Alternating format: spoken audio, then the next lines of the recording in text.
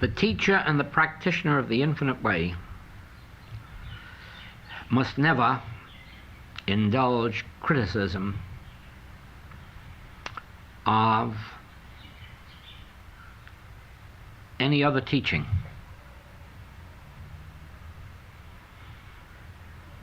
Because every teaching is good for some level of consciousness, more especially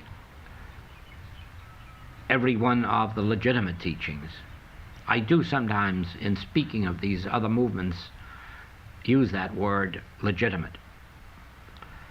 I don't believe that an illegitimate teaching is going to benefit anyone, except that it may cause them so much harm that they'll turn away from it and look for something true. But our function is not to judge, to criticize, to condemn. And we must be very careful at that point, because I have written and said that our greatest service to this world will be when all of the metaphysical movements agree that there is only one God, just like when all of the other churches agree that there is only one God. And that those that be for us, if they're for God, they're for us. If they're not against us, they're for us. Now, in the same way, an infinite way teacher or practitioner must rarely find fault with a student, as if the error were in them. Oh, that does not prevent their correcting whatever needs correcting. But with the correction, there must be no sense of the evil as being in them. Because you wouldn't get any further with that than you would going into prison and saying to the prisoners, well, now you're bad men, but we're going to make you good. You won't get anywhere going on a lecture platform and looking out in the audience and believing that you're there to correct somebody or reform somebody or heal somebody. You are there only to voice truth. And when you're in class, the only way you can impersonalize your teaching is when you realize that you are voicing truth. You're not aiming it at this girl and that man and this boy. You are voicing truth. Sometimes some of them want to get hurt because they'll take it personally. That's not your fault. They have to learn to take these things impersonally and know that you're teaching truth.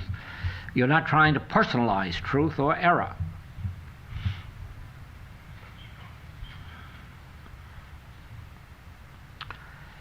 When students are having periods of frustration, of seeming to go backward, that is the very point where the teacher must give the greatest encouragement, because those are natural periods in our development, and they keep coming throughout our spiritual life, and sometimes they come thick and fast and often and furious. And the reason is that in some way or other, spirit and the flesh are having a battle. The individual, knowingly or not knowingly, is not surrendering to the spirit, but is maintaining some sense of self. But that's when they need the greatest amount of help, and not criticism, not judgment, not condemnation. I've had some beautiful healings with people who have been to many, many practitioners and who write me, I just can't take the practitioner's criticism anymore, or their judgment, or their finding fault with me. Maybe that is the fault with me, but then that's what I go to them for, to be healed of it, not to be reminded of it. And that's absolutely right. When they come to us, they come to be healed of their errors, not to be reminded of it like they would be in a thou shalt not teaching. We have lots of thou shalts, but we don't have too many thou shalt nots.